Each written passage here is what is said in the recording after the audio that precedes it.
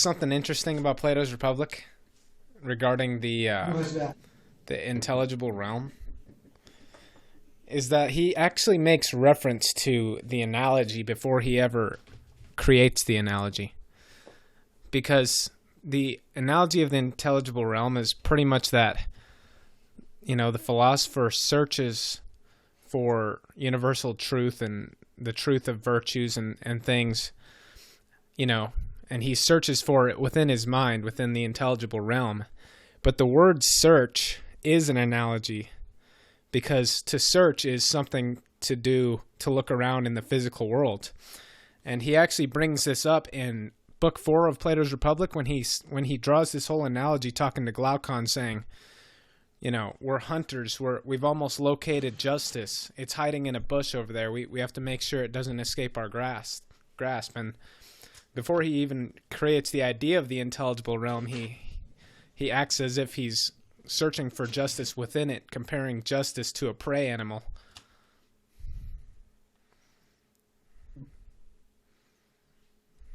I get what you're saying. Yeah, the entire argument is in the abstract. But even then, the problem is that whenever you kind of reason by metaphor, reason by analogy, that's not really contemplating the forms. So because it's using that kind of more base form of what you can sense and what you can see, and taking it as given. It's more operating in the realm of sense, not intelligible. Whenever you have to kind of explain something, now Plato might argue, that he's doing that because he's trying to explain to people, and so he's putting it in sensible terms, not in the realm of intelligible. But still, at the same time,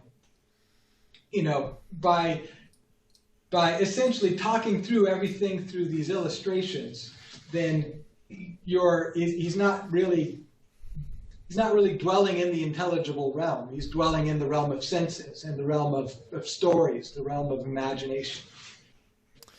Yeah. Well, I mean, he's just trying to say that justice is hard to find, and a good way to analogize that is through being a hunter looking for a prey animal who's hiding in the bush. That's all I was trying to say. Yeah. Okay. Right. I thought you were saying something different, but that could be my misunderstanding. Well, I don't even know anymore, but I think I was just saying, talking to Glaucon, he's like, we've almost found him. We've almost found justice. But anyway, it's hiding in a bush. Justice is hiding in a bush.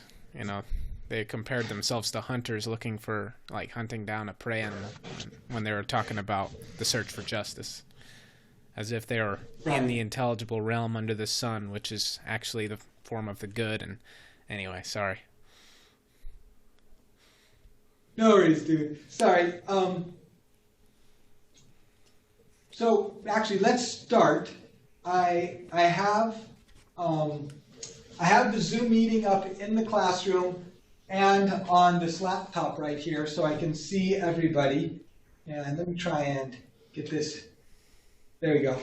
I can see everybody as participants, so that's great. The only person we're missing, it looks like, is Elijah, and unfortunately, and I do mean unfortunately, because he isn't technically in the class, they won't allow Sawyer to easily join. But I think I might be able to send him the Zoom link anyways. So I'm going to do that and see if he can join us on Thursday if he wants. Oh, is Robert here? Yeah, he's here. Oh, I do cool. see Robert here. Robert, are you there? He doesn't have a microphone. He put it in the group chat. Yeah. Oh, you don't have a mic. No worries. Let's see here. I can read for him.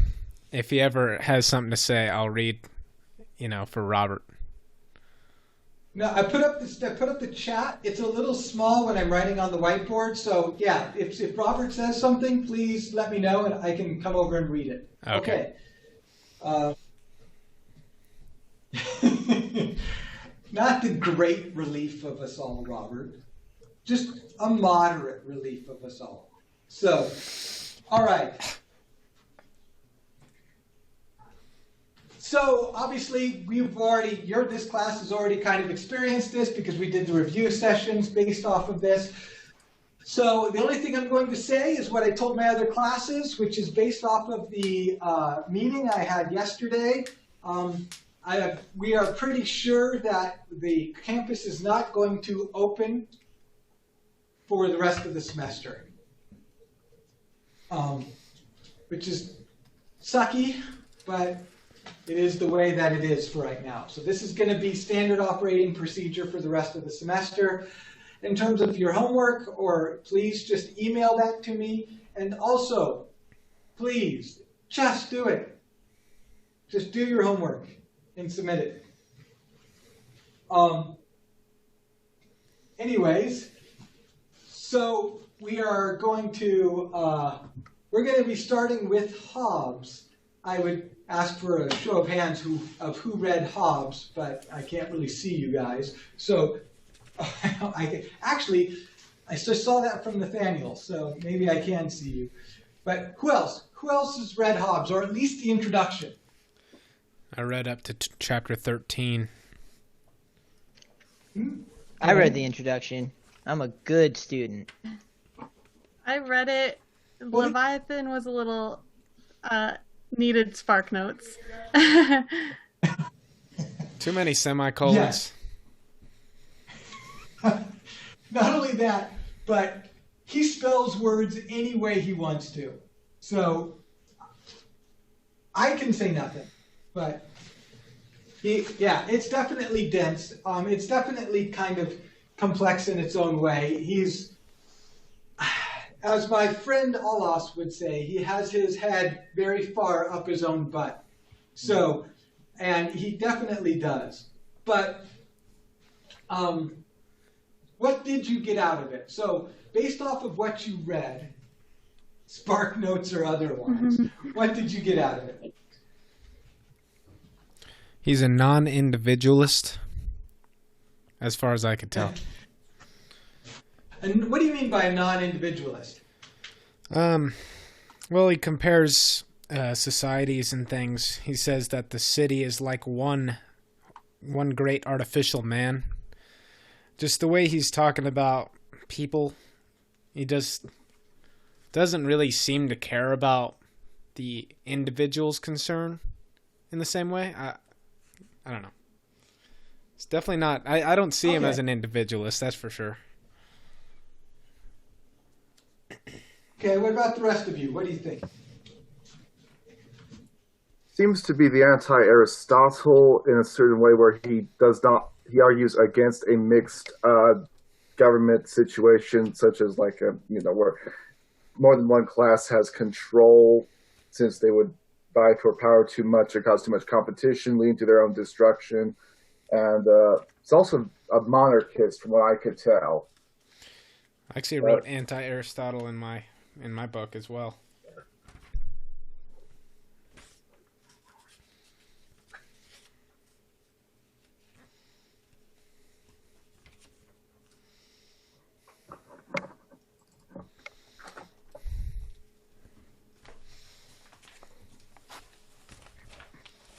Yeah, absolutely. He's not looking for limitations. He absolutely does not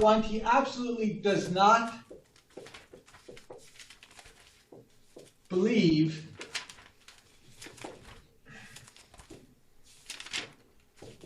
in the value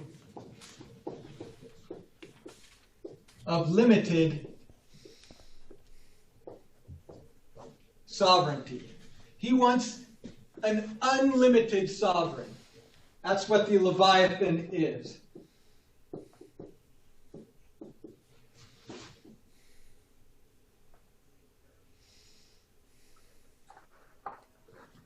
Is the Leviathan a direct reference to the creature in the Bible that's referenced? I forgot what. Okay. The gigantic sea monster, or the sea creature, the Leviathan, which was the biblical creature that is larger than and kind of the dominant portion of dominant on the food chain, so to speak, the dominant creature in the world, the one that's constantly referenced in places like Job and others, Genesis and Job, where the only thing that can tame or that has any authority over the Leviathan is God himself. So the Leviathan in biblical sense was the creature that was the primary source of fear. Nobody could tame the Leviathan. The Leviathan was untamed. The Leviathan was unlimited except for God. So God was, man was afraid of the Leviathan, and the Leviathan was afraid of God, therefore signifying how far above man God was. So, now, in this sense, you're right, Nathaniel, that he's definitely pro-monarchy. Well, kind of. He's pro-tyranny, in a way. So if we use Aristotelian terms, if we use rule by one, rule by few, I should probably put an E.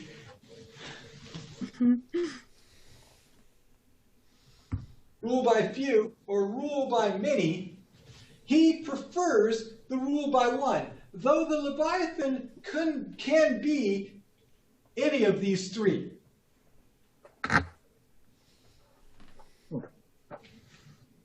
Okay. However, unlike Aristotle,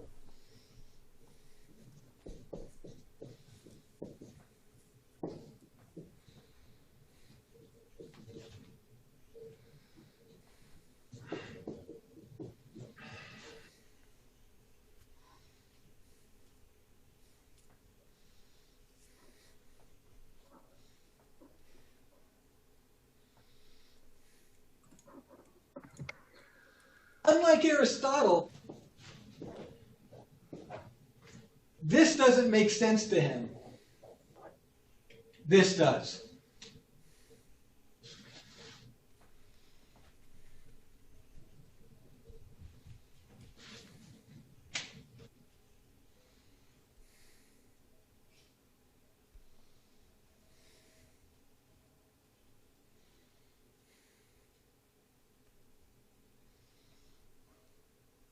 That's because to Hobbes, politics is power, not justice.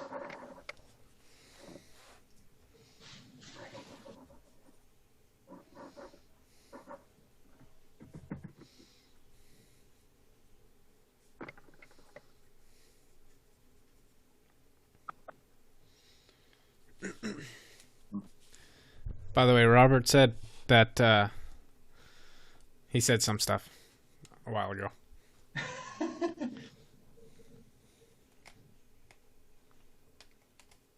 Okay, got it. So, very much a collectivist in the modern sense, but not a liberal one by any measure. Thank you for your contribution, Justin. So, yeah, not a liberal one by any measure. So, yeah, he's not a liberal one because liberals. Classical liberalism absolutely is about limited sovereignty, right? Individual rights limit sovereignty. Hobbes does not want any limitations on the sovereign. He believes that's a very, very bad and impractical idea for there to be limits on the sovereign. So, now before we get into this, let me say that you guys are doing fairly decently. However, the one qualification I would make is that in terms of Elvis, he actually does focus a lot on the individual. He definitely believes that society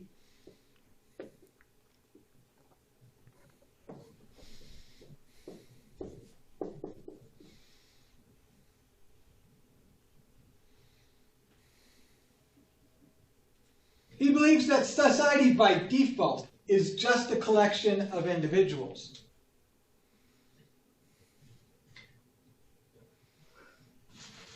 All right. But he doesn't necessarily believe that in the sense of individuals having the right to freedom and the good life in a way of an individualist. Absolutely not. No, that leads me to this statement that we're going to explain, pretty much spend most of this week explaining, which is the primary function of the individual is to, as an individual, give up their rights.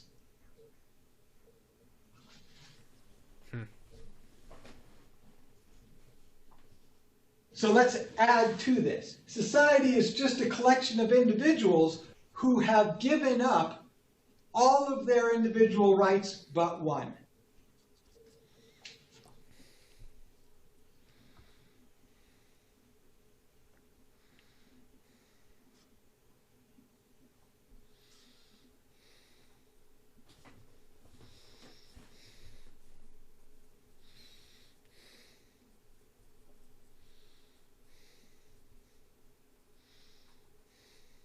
Society is just a collection of individuals who've given up all their individual rights but one.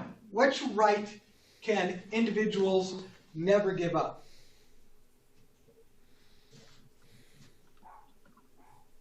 Right to life?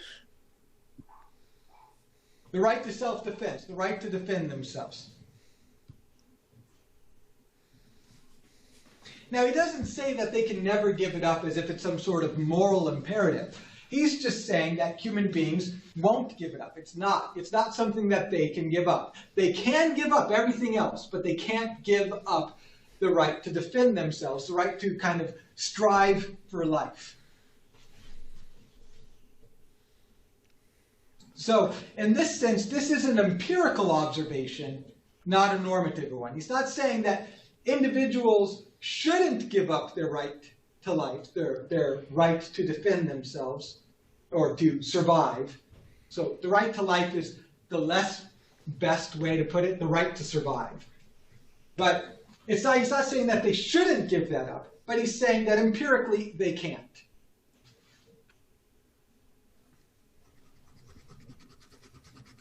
I can think of a couple millennials that don't agree with that, but okay.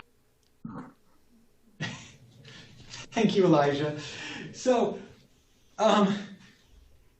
obviously, there is things like suicide and others, and there are questions about how this plays into his philosophy, but they're really marginal questions in this sense, because as many of us already know, you can be suicidal, but if somebody else attacks you, you will still try and survive so you can kill yourself later. Because part of suicide is you decide your own end, not somebody else. So self-defense, there's still the right of self-defense. Okay.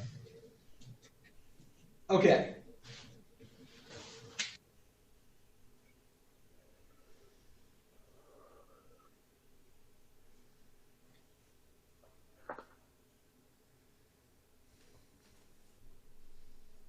Okay.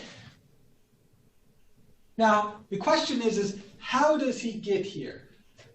Well, we're going to spend a lot of time talking about his ontology, and both his ontology of reality or the universe and his ontology of human nature.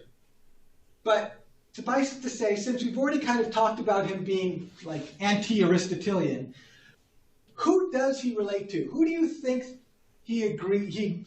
which other philosophers, and there's more than one, do you think that he would have some agreement with or would have some agreement with him? Or at least some base level philosophical association? Machiavelli. Okay, Machiavelli. Does he have a very positive view of human nature? No. Does he have a very positive view of human ability for virtue and reason? No. Not positive. They actually both compare. Sorry. Oh. Go ahead. No, go for it. He thinks. Wait. My bad. Go on, Elvis.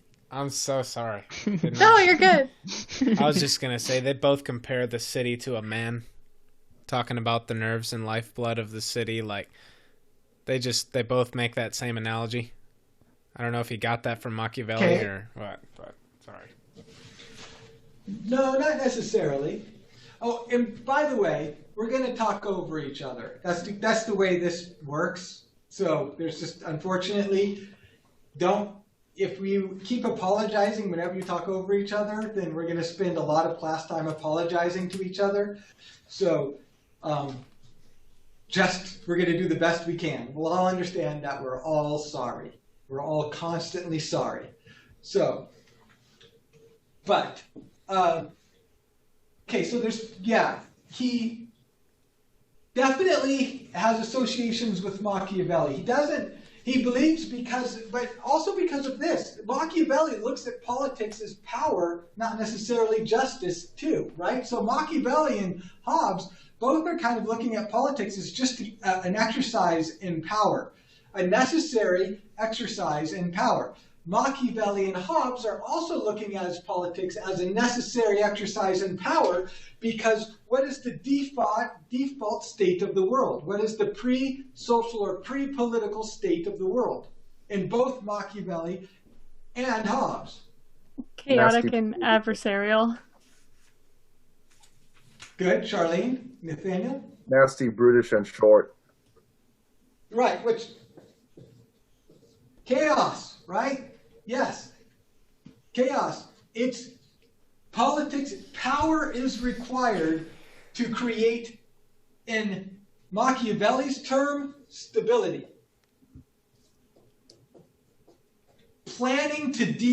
Having plans and strategies that are effective to deal with fortuna, to deal with fortune. In Hobbes's terms, it's going to be chaos, but what Hobbes believes the enemy of civilization is uncertainty. Uncertainty is Hobbes's enemy. And the enemy of society, of the polis, of civilization, of human survival and flourishing in any sense is uncertainty. And so, in that sense, Machiavelli and Hobbes are going to be kind of in the same ballpark. They're going to be in the same ballpark. And who else besides... Go ahead, Justin. To quote from Robert, not too far from Augustine's view of human nature either. Robert just answered my question, which was, who else besides Machiavelli is Hobbes going to be associated with? And it is Augustine, absolutely.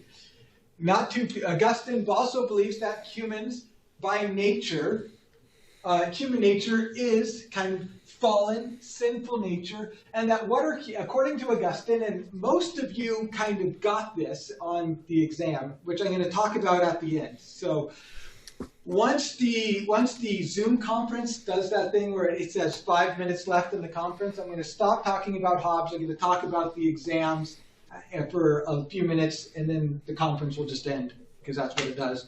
But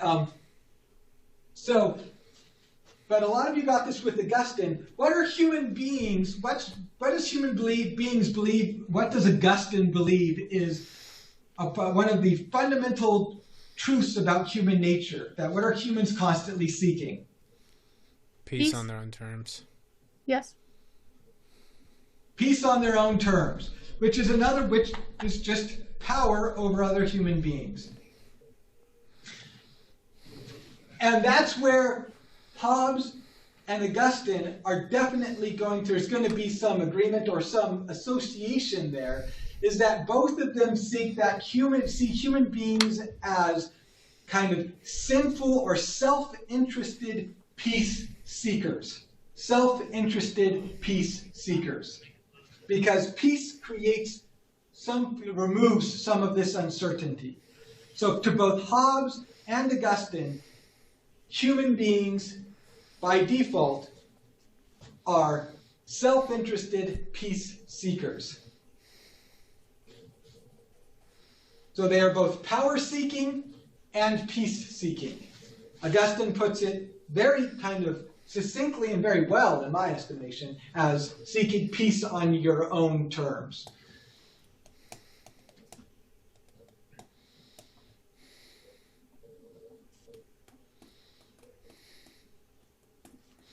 So based off of this, why does Hobbes support unlimited sovereign? Whether that unlimited sovereign is a tyranny, an oligarchy, or the tyranny of the majority, otherwise known as democracy. I think I've got an answer to it. That Go for it. if all men were left with the freedom to seek for power and peace on their own terms, all men would basically be seeking to fulfill an insatiable desire. And therefore, the only way for men to be happy and not completely destroy one another is for only one man to have the freedom of power. And therefore, not having the freedom to acquire something that would be an insatiable desire allows everyone to be content with their state of, I guess, pointlessness. I don't really understand how that, allows people to be happy, but certainty? Okay, certainty. All right. Because, that was really good, Elvis. So, Thanks. yeah, the sovereign has to be unlimited because limitations prevent the sovereign from exercising power to create certainty when the amount of situations that can arise that can disrupt or cause men to resort to violence are unlimited. The sovereign has to be unlimited to deal with the unlimited problems that are going to be faced. And so, yeah, men give up freedom to gain certainty. The sovereign has to be unlimited in their freedom so that others can enjoy the certainty necessary to create society, civilization, to pursue whatever's left.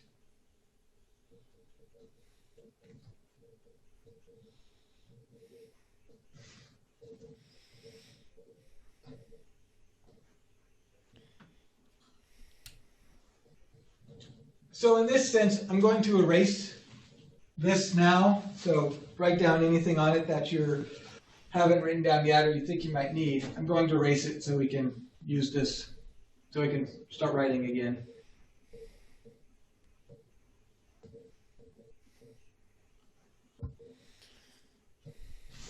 Okay. I think it's such a bad, terrible argument in such every way. It's just so bad. I can't imagine how this is possibly a good argument, because to me it just seems obvious that they will never be at peace with the Leviathan's terms, and that they will never be at peace with one another because the Leviathan will never be able to facilitate any fairness and equality between the people. Like how could they be at peace with one another and with the Leviathan ever? That just doesn't seem in any way possible. I got an idea.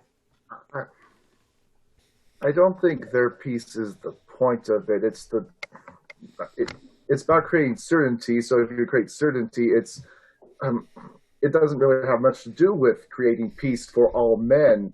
It's really about just creating a stability or an equilibrium that they can grow accustomed to.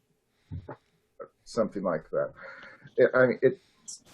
The monarchist argument is essentially that they are divinely ordained to rule over men, as any of them argued for years and years. Just watch Robin Hood again if you want to stick with that. Yeah, fair enough. Well, Another thing is that if you take Machiavelli's point of view, if the ruler is strong and dominating enough, then you won't have to essentially be on the people's terms. You only have to be on their terms enough that they don't go over to the other ruler. So as long as they live in fear of you and what you can do and your strength, then in theory, it doesn't really matter. I think the big crux of why we have a habit that adheres to is because we are inundated with democratic values and Republican values that are completely antithetical to what Hobbes essentially argues. So that's probably why it's harder for us to grasp it. Yeah. Yeah. I mean, definitely. Americans are going to kind of struggle with Hobbes a little bit because America is built on a limited sovereignty, right? America is built on essentially what Hobbes fears most. So, in a way, that's going to be, we're going to struggle with that. But I wouldn't say that it's a bad argument. Do I agree with it? No. Is he right? Not necessarily. But is it kind of its own sophisticated and very important argument? Yeah, absolutely, it is. There's a reason why Hobbes, among everybody we talk about besides Plato and Aristotle, Hobbes is going to be, essentially the second most important to American life because he is the first social contract philosopher.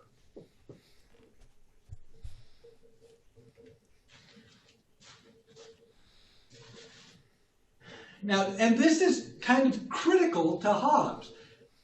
Hobbes justifies the Leviathan not by divine right of kings, not by God appointment, not by kind of having the right blood, and not by virtue. This is the Leviathan is no philosopher king. So Hobbes justifies the Leviathan by that we voluntarily give up authority. So, to the Leviathan, so that there can be some certainty. Now, the reason why we do this is because Hobbes has a particular conception of human nature. He believes that humans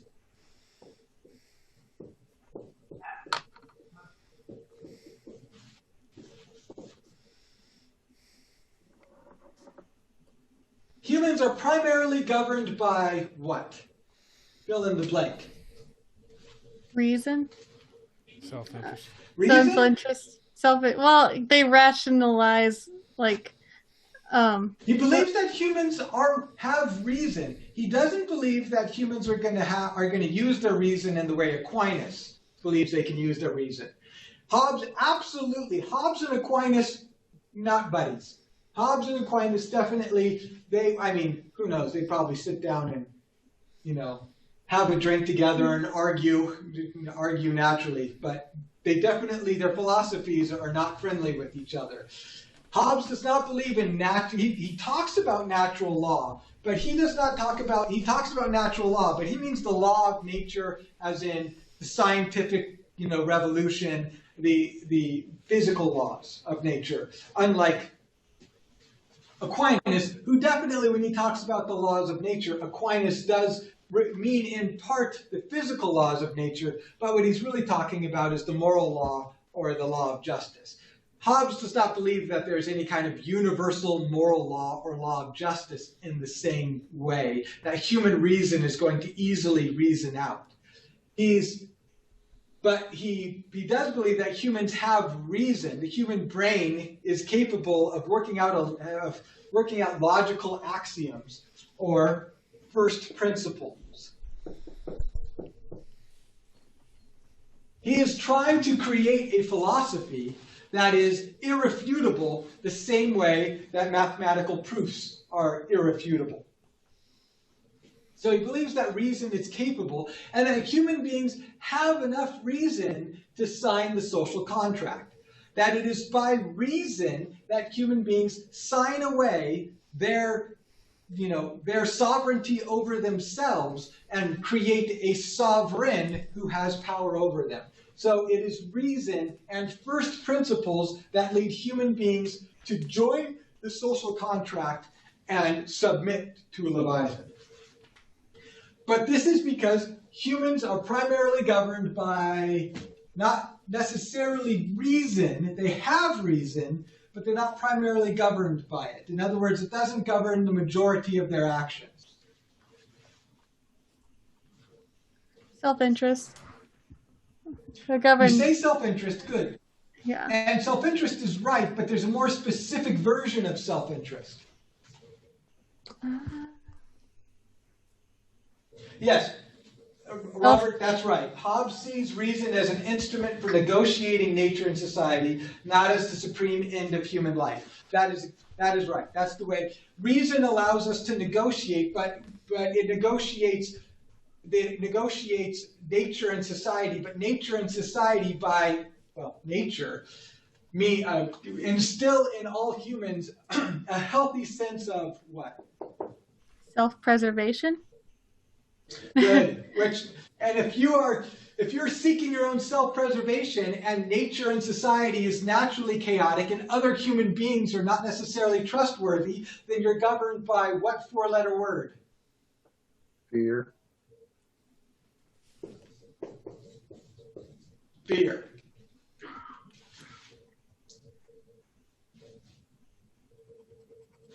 And remember, this is somewhat similar to Augustine. That's why people seek peace on their own terms. Right? So since human beings are governed by fear, and it is a fearful world, so they are reasonable and rational to be governed by fear, then they are trying to eliminate the uncertainty that leads to their fear.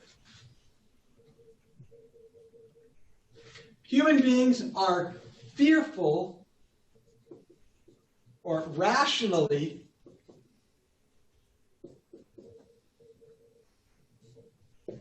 fearful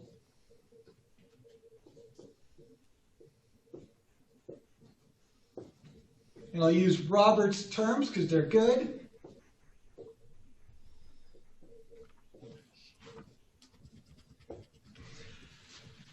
Human beings are rationally fearful in an uncertain natural and social world.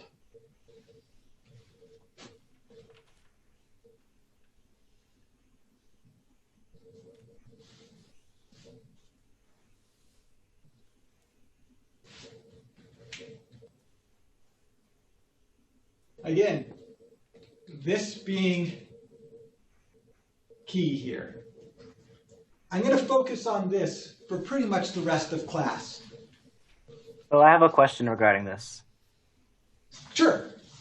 You say that humans are primarily governed by fear, and because of fear, they are rationally fearful in an uncertain natural and social world. So what you're saying is that humans just out in nature, not governed by other politics or other people, are just naturally rationally fearful, so they know what to do? Well, in a way they know what to do because okay, let me put it this way. The maximum state of uncertainty happens in what Hobbes calls the state of nature. The state of nature is pre-political and pre-social. In other words, formal institutions, traditions, and norms of society. So, the state of nature is man in the state of nature. In the state of nature, he is absolutely equal. Every man is an authority unto himself, but he's also absolutely vulnerable. Man in the state of nature is absolute individual. Nothing governs him but him.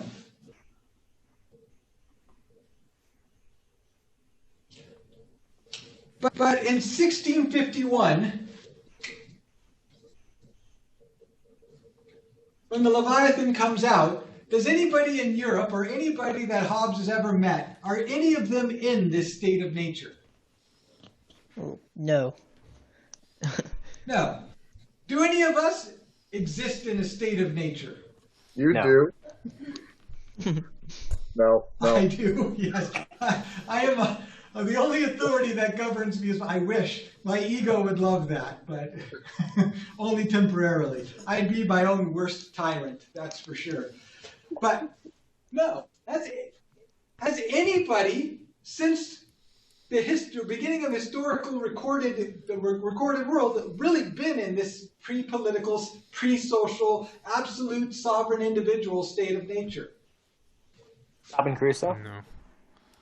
I mean, I feel like Aristotle kind of refutes that, saying, like, talking about the faculty of, like, you know, families and then villages and all that. People are political animals. Absolutely.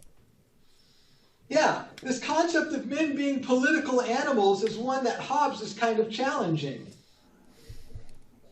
So Aristotle says that man is a political animal. It's like that. It starts out in families, right? That you at least start out in families. You have to negotiate family life. But Hobbes, of course, doesn't actually believe that human beings at one time were in this state of nature. Now, he doesn't believe we started out in this state of nature. He doesn't actually posit this as a historical event. This is a philosophical device, not a historical event. Does that make sense? Okay. Yeah. It is a philosophical...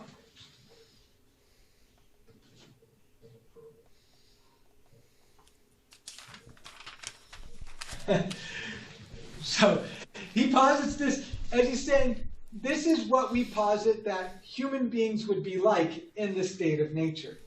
And in that state of nature, this is still answering Elijah's kind of question here. In that state of nature, there is maximum uncertainty, and we are governed by fear because we are in a maximum state of vulnerability. And there's a reason why that's going to be the case. And so human beings are rational because human beings always get out of that state of nature by joining the social contract. We essentially agree to submit to the rules of politics and society, which limits our individual sovereignty, and we agree to submit to a sovereign over us in order to reduce uncertainty. Does that make sense? Should I say it again? Yes.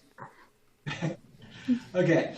Human beings don't exist in a state of nature because we're rationally fearful, and we understand that in a state in which everybody's an absolute individual, we are all incredibly vulnerable. So we join the social contract and agree to limit our sovereignty, submit to social and political rules, and submit to a sovereign who is over us to give us laws or rules that reduce uncertainty.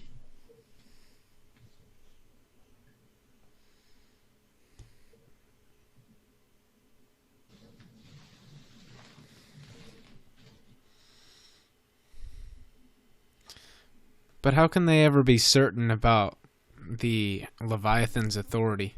Like, whether or not it should be the best authority?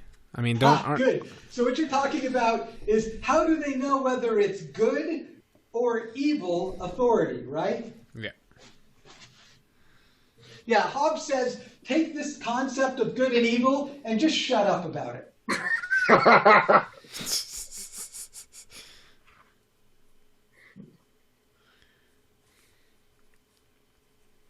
Says it's authority. It's mechanical. The sovereign is a mechanical, useful tool, or a necessary tool. Not just useful, but necessary. This concept of good and evil is completely secondary to what the purpose of the Leviathan is. All Leviathans, to the extent that they are Leviathans, will reduce uncertainty. Now you're saying, but are they reducing uncertainty in good ways, or are they reducing uncertainty in evil ways? And Hobbes is going to say, what you decide as good and what you decide as evil is simply going to be based off of this. You're going to define, Elvis, good as the things that benefit you, and you're going to define as evil the things and the actions and the people who you don't like or don't benefit you. That's it. Yeah, it's always in that's the relation to problem. yourself. Yeah. Right. Good and evil is completely relative to him in the Christian and Greek sense of good and evil, or justice. And so stop thinking about it that way.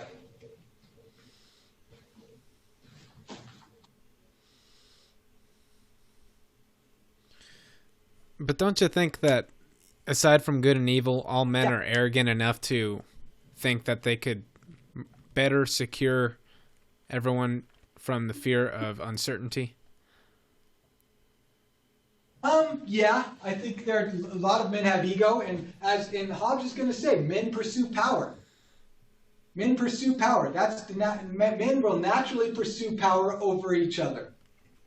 And it is only the fear of other men having power over them that is going to get them to rationally sign on to the social contract.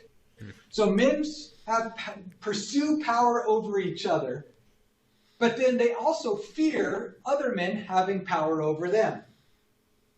And so this is the landscape of the state of nature. All right. So here's the thing. When it comes to politics or a Leviathan creates more certainty than you would be under in the state of nature. Let's get to that point. Okay, so I'm going to, all right, we've got this. I'm going to erase this part right here to use that part of the board.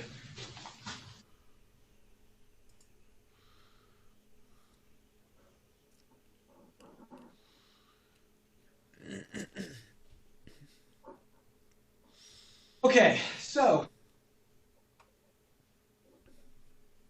this is going to get complicated. Are you ready? I never am, but This is go the ahead. science. This is the ontology of Hobbes. How much are we getting paid for this again? Oh, I get paid quite a bit. So, I'm really, never mind. I'm not going to lord that over you. So, You already kind of did, but fair enough. Oh no. that's true. And I'm generally not shy about it. All right. So he conceives of the universe as a plenum. Right? So you guys pretty much all know what a plenum is, so I don't need to explain that. Please do. I don't know what it is. Of course you don't. No, very few people do. So a plenum is a space, an abstract space, where it's completely filled with matter. So that all action or energy in that space is essentially matter bouncing off of and reacting to other matter. So in other words, the universe is completely filled with matter, and anything that happens in the universe is a result of matter bouncing off of, reacting against, and interacting with other matter.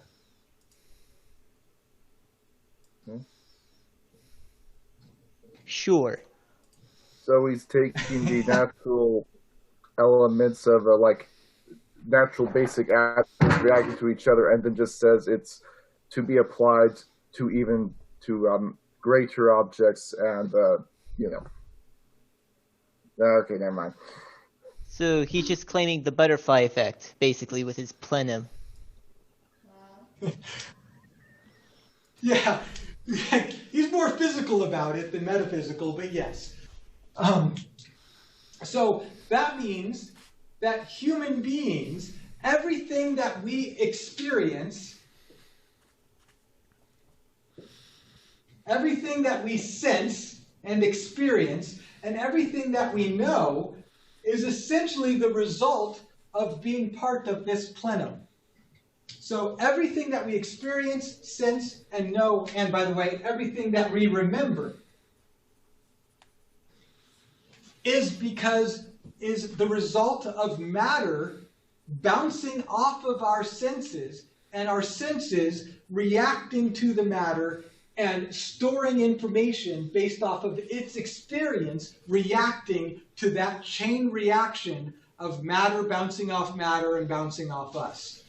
So if I use this in physics class with Scott Cameron, do you think he'll give me an A?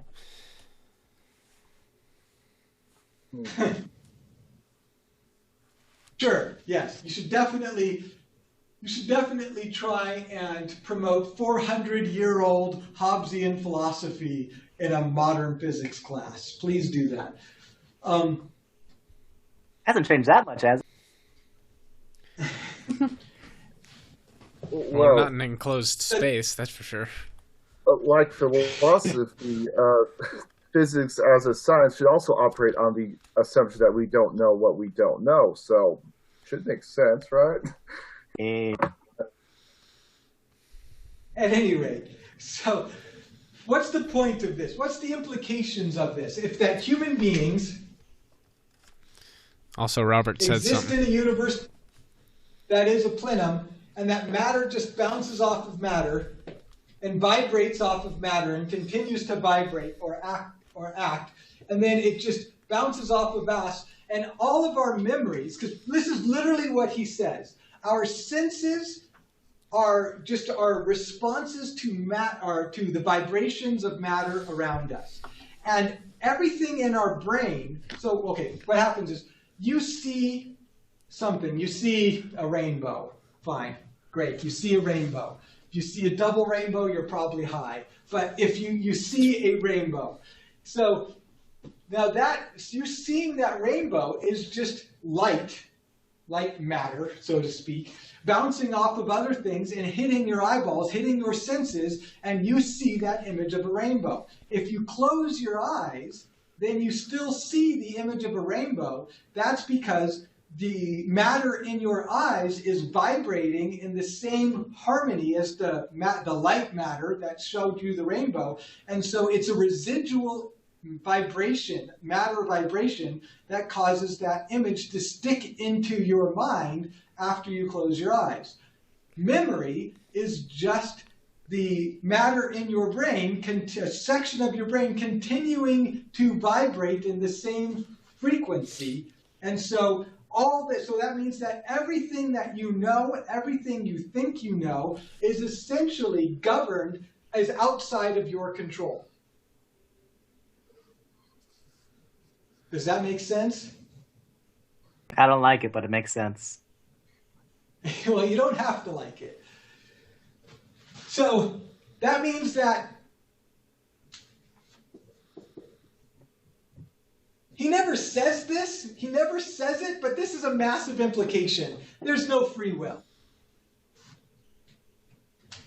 That means that you are essentially a creature that is made up of your experiences from your senses.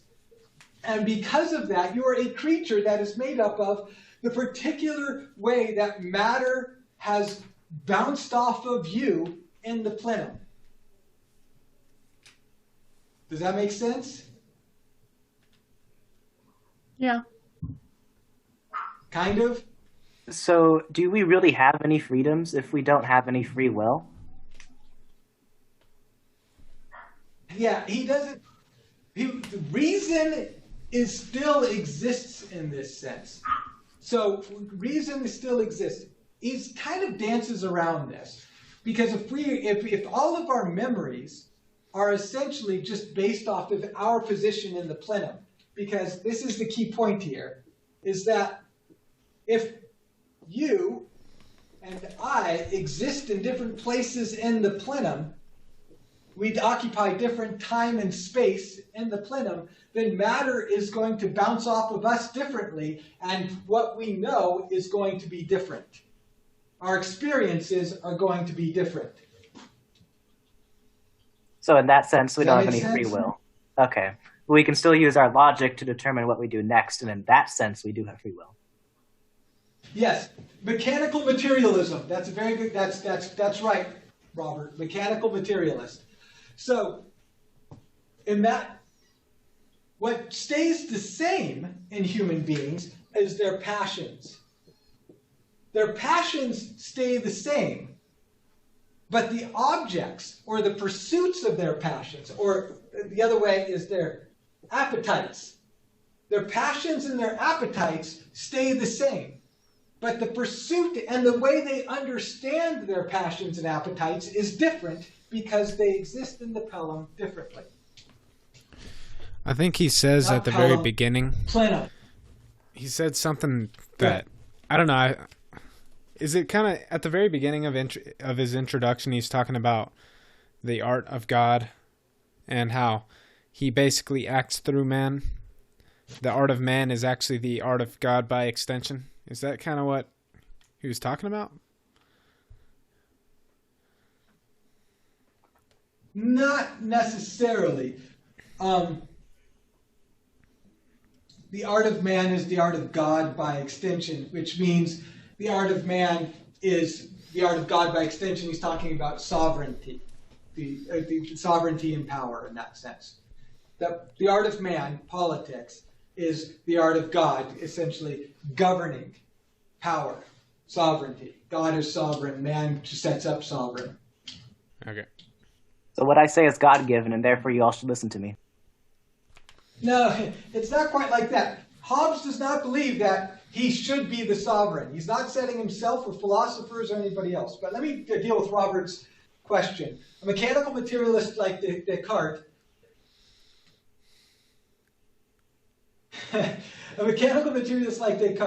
how does the voluntary social contract make sense in such a deterministic view? Now, so it's deterministic to an extent. We all have passions and appetites, but the way that what we pursue in terms of that is going to be different. But we still have reason. We have the ability to reason kind of exists above this to a certain extent. He never really clarifies. So I'm having to do his work for him. I'm carrying some of his water here.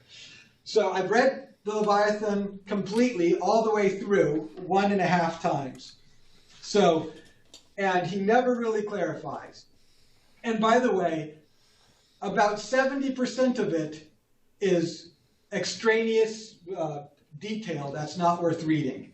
So, but at any rate, he never really clarifies. But the idea is that this plenum and what it affects in terms of what we know, most doesn't kind of remove our reason completely, but mostly what it affects is our perception and our definition. These two things are going to be key. So, in other words, like with good and evil, right? Let me see if I can put it this way, because this is a difficult question to answer. So, yeah, this is a difficult question to answer. Because Elvis and I exist in different places in the plenum, matter is going to affect us differently. So Elvis is going to perceive and define good from a self-centered point of view. And I am going to perceive and define good from my self-centered point of view. And self-centered in this sense simply means that our senses exist in a particular place in the plenum, and nobody can ever put themselves into our shoes. You exist in your particular time and space. I exist in my particular time and space. They can never overlap. They can never be in the same time and space at the same time. So your perception and therefore your definition of things like good, of things like justice, of things like boundaries, of things like far and short is going to be different than mine. There might be some overlap, but because matter bounces off of us differently and creates different images and memories in us that we use to draw off of to define these things, they will be different. Now, to get to Robert's point, and again, I'm carrying Hobbes's water for him here. Reason doesn't change any of that, but reason is the thing that allows us to recognize or to understand that that is what is going on. Does that make sense? So reason is the thing that can kind of sit above memory, sense, and experience, and in the abstract understand that my perception is a self-centered perception based off of my centered position in the plenum compared to yours or anybody else's. Does that kind of answer your question, Robert?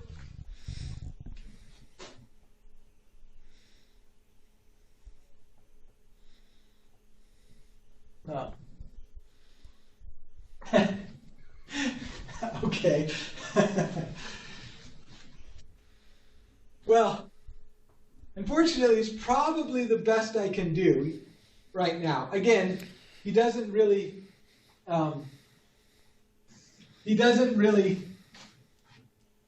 define or explain the distinction here. He simply says the best I could do is to say that you still have reason. You can still make cost-benefit, logical, rational choices, but that your perceptions of things and your definitions of things are going to be are going to be subjective. But you can still make rational choices in that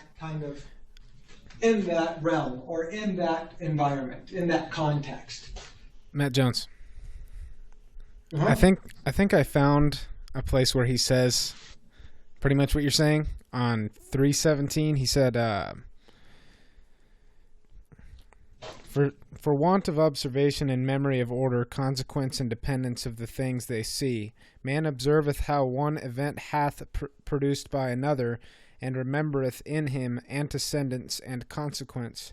And when he cannot assure himself of the true causes of things, for the causes of good and evil fortune for the most part are invisible, he supposes causes of them, either such as his own fantasy suggesteth, or trueth to the authority of another man, such as he thinks to his friends and wiser than himself.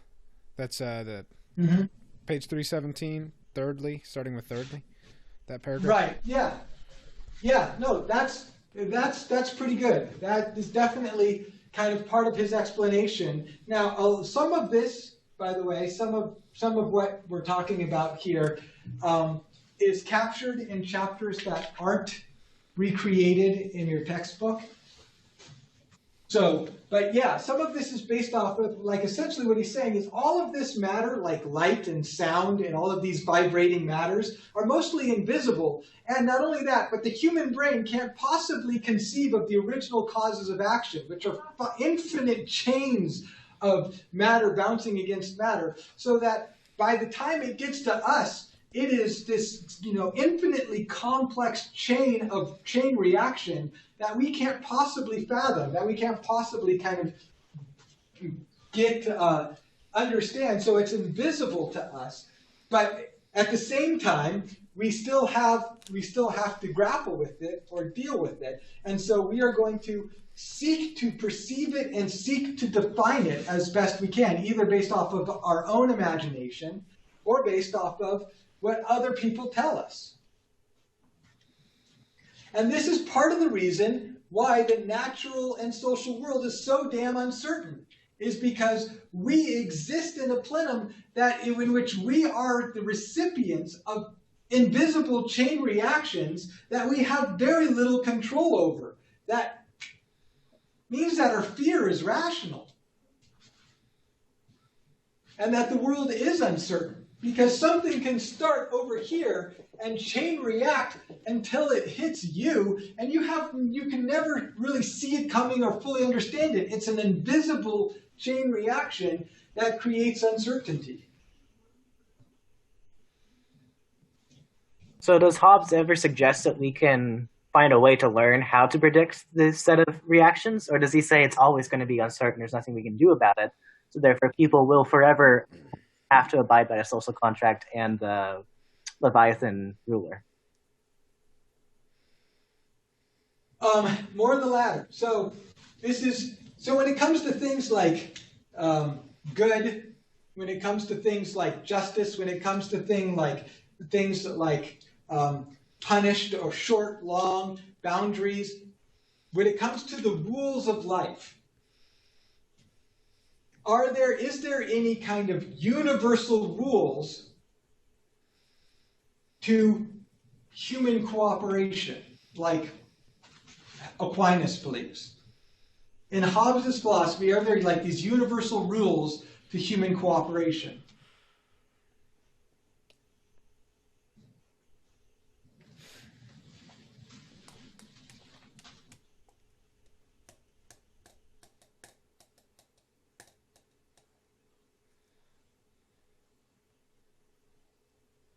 I think so, because he makes very detailed distinctions between what is honorable, what is dishonorable, and then stating that those who are dishonorable were born that way essentially, and that those who weren't were vice versa. He defines a lot of things for seemingly no reason ad nauseum. I'm going to say yes. How about that? I think that he doesn't believe that there is like a universal rule for everyone, because everyone's like universal rules are going to depend on what kind of matter they experience. Yeah, there's like, okay, so there is the ability to create common definitions.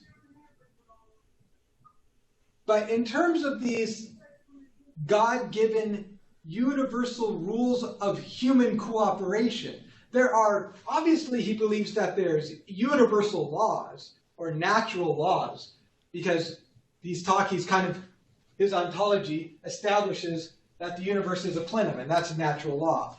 But because human beings perceive and define the world differently, there isn't going to be like a law of justice, a universal law of justice that exists outside of human law and human action. Does that make sense?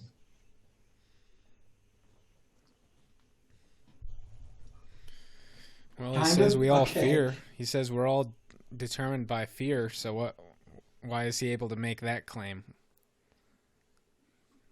Right. We are all governed by fear, but that's where reason comes in. We are all rationally fearful, but again, that's not a universal law of justice that's going to exist outside of human action. That's just going to be a natural state in Hobbes' estimation. In other words, that's the logical position that human beings are in, given this reality that he's posited. Fair enough. But let's take it outside of this for just a second. Oh, go ahead, Aldous. No, I just said fair enough. Okay. So let's take it outside of this for just a second. Is essentially saying this. So what makes here? I'm going to erase this section so I can.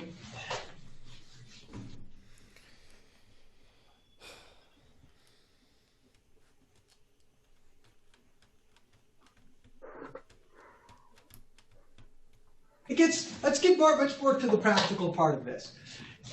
All human beings have appetites. And their appetites, but their appetites are yours and nobody else's. So your appetite and my appetite are mine. And they are defined differently. But they are definitely in competition with each other. Because some of our appetites, even though yours are yours and mine are mine, are absolutely in competition. Things like food. Appetite in its, kind of basic sense. So things like food, you need the food and I need the food. If you eat it, I don't. If I eat it, you don't. That's basically kind of what he's saying.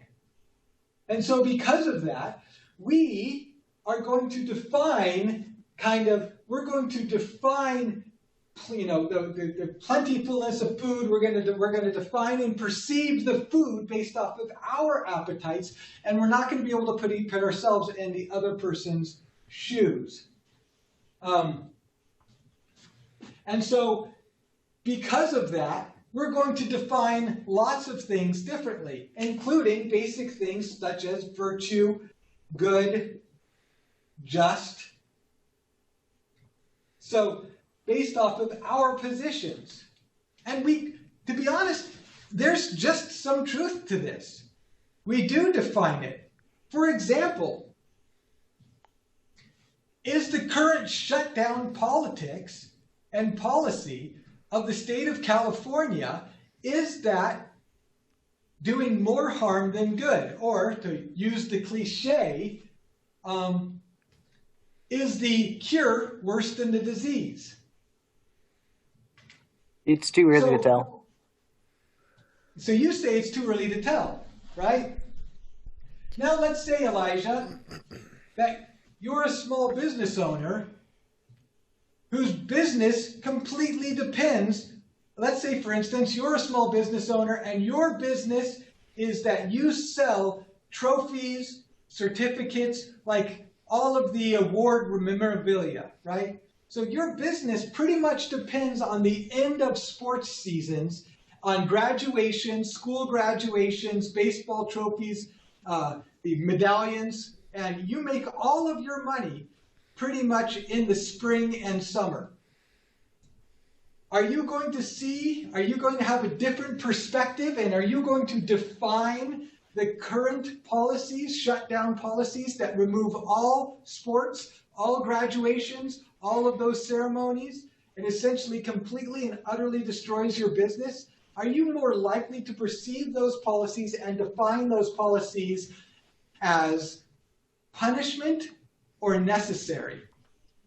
Well, since I am a rather rational-minded and cool-headed person, I would look at this logically and say, for the best of us all, it's probably good if I go to starvation and my family dies off because, well, it's really better for all these people to not get the coronavirus than for one family to not have a job.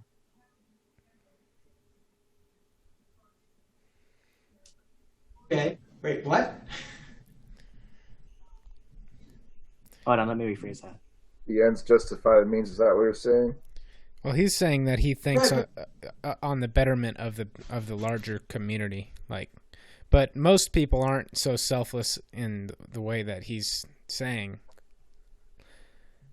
Well, he's also saying that as a young kid who doesn't have a business and isn't suffering the same costs because of this, you occupy a different place in the plenum than that person does, and your experiences are different. We all can be selfless when we're not the ones who are faced with the cost and the immediacy. Yeah. And so just from anybody whose business is essentially significantly impacted by this, from their point of view, they're going to be like, no, this is unfair. We're taking things too far. And then anybody else who is not affected in the plenum by this kind of matter in the same way, they're going to have a different perspective. Right. They're going to define this they're going to define necessary measure and unnecessary measure completely differently. And it might not even be that. It could be, let's say, for instance, I'm going to be okay. My job is relatively secure because, one, we can do this remote education thing. So it sucks, but you know what? I like my paycheck. So that's one reason. But the other reason is because the massive, massive recession that this is all going to cause, and trust me, it's going to cause a massive recession, generally is going to put a whole lot of people going back to school to get retraining or to seek degrees, and it's going to increase our enrollment, which is going to kind of secure my position, especially for public schools when the taxpayer purse can just borrow money to help people pay for college so that they can come. My job's secure. So that's the position in the plenum that I'm dealing with. However, let's say that earlier in life, when I was in my late 20s and early 30s, that I was in a situation where I had a business. I had a That's exactly right. So let's say I had a business and that business was shut down because of the H1N1 flu or the swine flu scare or something else. Now, and so because of that, I had to then go back to school and get my own education. That's created its own memories, its own experiences in my mind. And because based off of that, I can look at that, and even though my job is secure, I could still consider this unnecessary because I'm remembering back to my own experiences when I lost everything and there was that amount of uncertainty because of these policies, these pandemic fighting policies. And so this is Hobbes's basic point. If we allow every individual to define for themselves which social and political cooperative policies are good or bad, necessary or unnecessary, virtuous or unvirtuous, just or unjust, it's going to lead to chaos because we're all going to define it based off of our own perceptions, based off of our own senses and experiences, and we're going to define it differently. Science works according to Hobbes, and science works because science is the wave of the future, and he was fundamentally an Enlightenment thinker before the Enlightenment era. Science works because science operates off of common, accepted definitions. Common, accepted definitions. That's what he is trying to bring into politics, into society. Common, accepted definitions.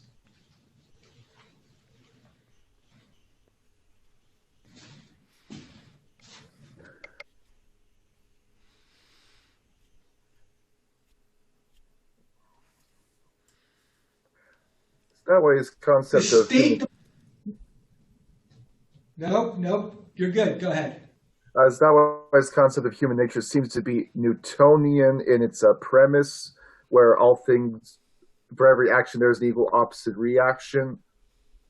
Okay. That's what I thought. Right. He says, so since we can't define these things, this leads to what, I'm going to put this right here.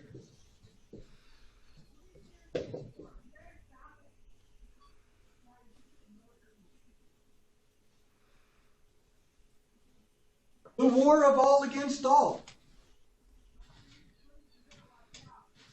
We can't define equal. We can't define balanced. We can't define plenty. We can't perceive it and define it in common accepted definitions. This means things like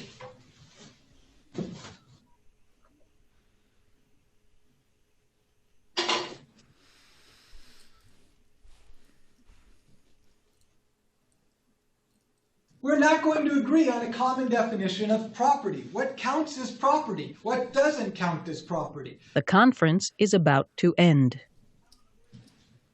Okay, so for the sake of this, we're going to pick it up here with this concept of property on Thursday in terms of common definitions of property. But just really quickly, to give you an idea of this, or, actually, property and speech is an excellent one here, too. We don't have common definitions of speech either. For instance, is me, let's say I had the money, and I wouldn't, but let's say if I had $1 million and I donated that $1 million to the candidate of my choice, and the government comes in and says, wait, campaign finance laws, you can only donate $25,000 in a primary campaign cycle, not $1 million. And I say, wait a second, free speech, dude. I get to donate to anybody I want to. Are campaign donations speech? No. but Yes, kind Sam. of. It's symbolic speech. Yeah, symbolic speech. That makes sense. A whole lot of people argue that no, they're not speech. Speech is speech. A whole lot of other people argue that no, it is speech. Campaign donations are operating on the same principle that free speech is operating under. So, but we're going to define these things differently. We're going to define property differently, and we'll pick it up here on Thursday. So what we need is a Leviathan to create specific boundaries and to create common accepted definitions. That will eliminate or remove some uncertainty. Okay. The conference is just going to end in 3 minutes, and it's not going to tell us, it's just going to end. So, but let me say this. I graded your midterms, and I'm going to, mea culpa, admit to a mistake that I made. I assumed that because it was online and you had all of your notes and your textbook available to you, that in order to kind of up the ante a little bit, I put 5 questions on the midterm instead of 4. Normally I'd only put 4. I put 5. Well, I maybe overestimated the value of your notes and textbook a little bit. So, because it turns out that out of everybody who answered the midterm, none of you had enough time to really devote to answering each of the questions. So because of that, I did my best. Go ahead, Josue. No, yeah, I mean, I was going to tell you that because I was trying to, pick out like quotes and stuff to support the arguments, but I just didn't have enough time to actually go through and, yeah. I kind of lost hope the second I opened it, to be honest. Me too. Yeah, I thought I was just... I definitely ran out of time and stressed. Yes. I didn't use notes and textbook because I thought it would be dishonorable, so I tried to. Boy, the syllabus says to use really? textbook. Well, I know, but you weren't supposed to have your notes, but you had your notes. So I'm still figuring this out. The final will be different. And I tried to grade your midterm based off of kind of speculation of what would they have done if they had an extra half hour. So what could they have achieved if they had an extra half hour? So that's what I tried to grade your midterm based off of. So if you were on the right track, I kind of said, what happens if you had an extra 8 minutes, or so to kind of answer this question? All right. The final, I'm going to try and balance this out a little bit more. This is the first time that I've given this final online, and I overestimated. Last thing on this before the conference ends, if you do better on the final than the midterm, then I'm going to weight it towards the final, weight your overall grade towards the final to try and compensate for my unreasonable time limit on the midterm. Fair enough? Yes. All in favor? Aye. Aye. All right. All right, guys. I'll see you on Thursday. All right.